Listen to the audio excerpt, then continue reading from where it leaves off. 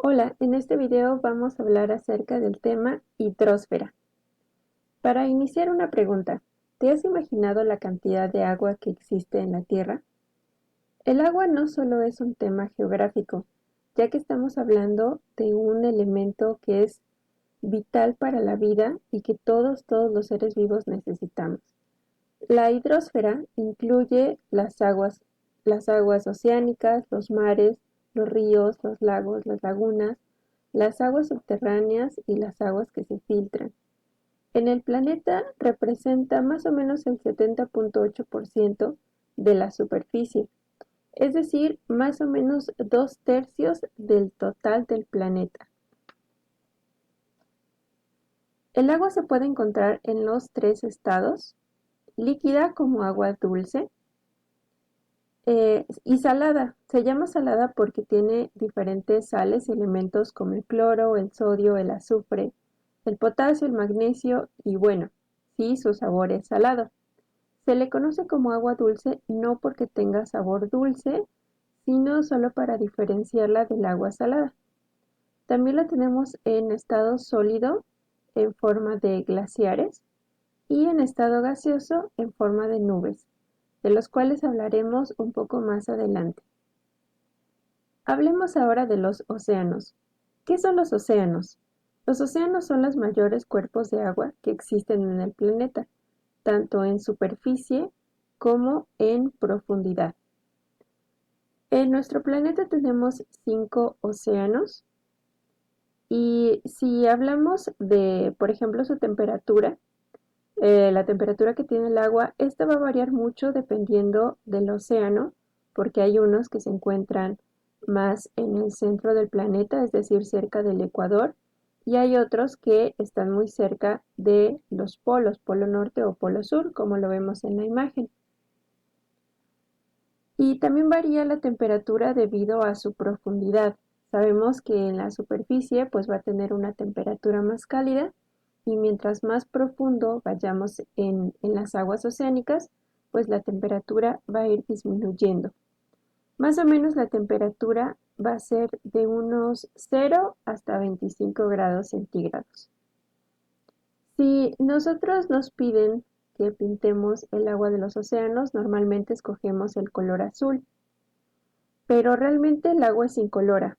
La podemos ver del tono azul característico o azul verdoso más o menos por una ilusión óptica de los rayos del sol, así como también por la cantidad de sales que contienen, la temperatura y algunos de los organismos o microorganismos que viven en estas aguas. Entonces, los océanos que tenemos en nuestro planeta son estos que vemos en la imagen: Océano Ártico, Océano Pacífico, Atlántico, Índico y Antártico.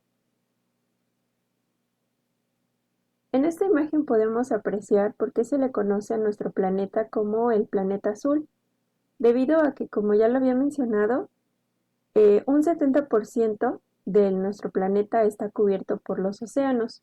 Y también, como lo podemos apreciar en esta gráfica, el océano más grande es el Océano Pacífico, seguido del Océano Atlántico.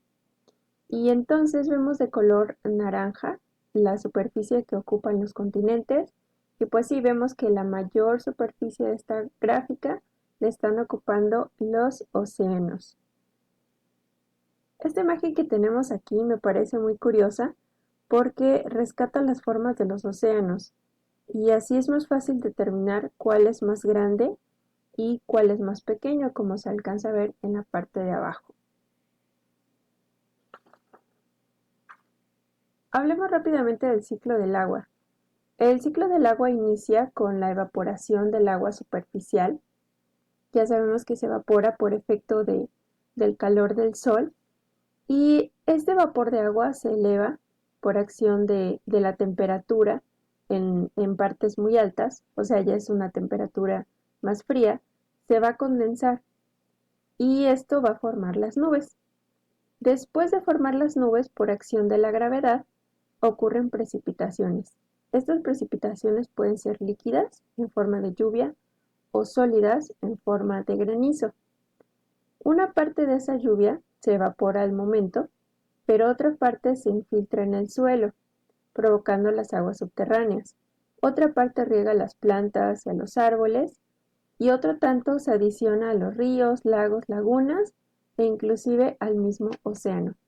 Por eso se le conoce como ciclo del agua, porque tiene un inicio y un fin que es el mismo. Así que vamos a pasar por evaporación, luego la condensación, vamos a tener las precipitaciones y otra vez volvemos a tener el agua sobre nuestra tierra. Se sabe que de todo el agua que hay en el planeta, un 97% es agua salada, que decíamos que sí, este es su sabor, y sabemos que no podemos utilizarla para nuestras actividades diarias o para consumirla. Más o menos un 2.3% del agua de nuestro planeta se encuentra congelada, o sea que tampoco la podemos utilizar.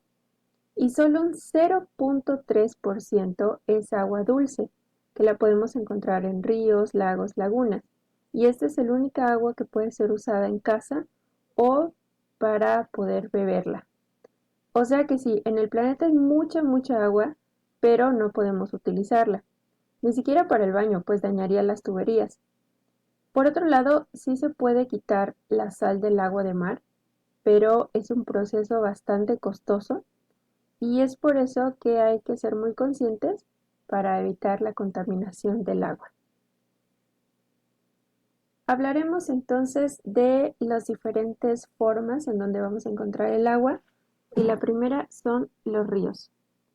Los ríos son una corriente continua de agua y pueden ser causados por el agua de lluvia o al menos hacerlos un poco más caudalosos. También pueden ser causados por aguas subterráneas o por el deshielo de algún glaciar o el hielo que se está formando en alguna montaña o en algún volcán. Al final los ríos pueden desembocar en algún lago, una costa o el mar. Los ríos son capaces de modelar diferentes escenarios, como vamos a ver a continuación. Pueden formar, por ejemplo, valles fluviales. Estos normalmente tienen una forma de V, como vemos en esta imagen, o una forma de U. Y como pueden apreciar aquí, este paisaje fue cambiado debido a que el agua fue formando o deslavando y haciendo estos ángulos. También pueden formar cañones. Aquí es más escarpado, es decir, ya no es tan suave el escenario como en los valles fluviales, sino que se ven estos cortes un poco más toscos. También pueden estar formando las cascadas, las terrazas fluviales, que son como lo que tenemos en la imagen. Podemos ver en la animación cómo el río va pasando por un cauce y forma como un escalón por la erosión del suelo. En la parte de abajo podemos ver cómo ya se ve formado las diferentes terrazas. Y acá tenemos una imagen real de cómo se pueden ver algunas de estas terrazas que van siendo formadas o moldeadas por el paso de los ríos. En la imagen de abajo es un cultivo de arroz. Entonces también se utilizan estos escalones para poder cultivar algunas cosas, ya que tienen una corriente continua de agua que los está regando. Aquí tenemos un mapa de los ríos que tenemos en nuestro país y como se pueden dar cuenta, la mayoría tiene un desemboque hacia los diferentes océanos. Tenemos el Océano Pacífico, que ahí vemos, todos los ríos son como muy continuos, estos ríos que desembocan hacia ese océano.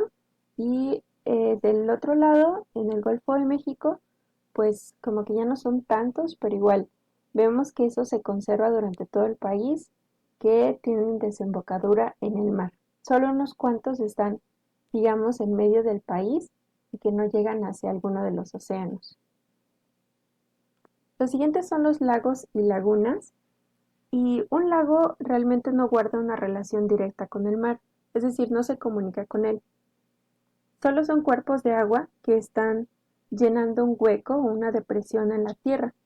A veces son la desembocadura de un río.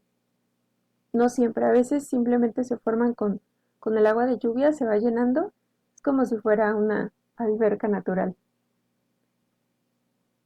Y las aguas subterráneas, como su nombre lo indica, se encuentran debajo de la tierra, por eso es subterránea, debajo de, por agua que se va infiltrando desde la superficie y pues bueno, algunos generan escenarios bastante bonitos y turísticos.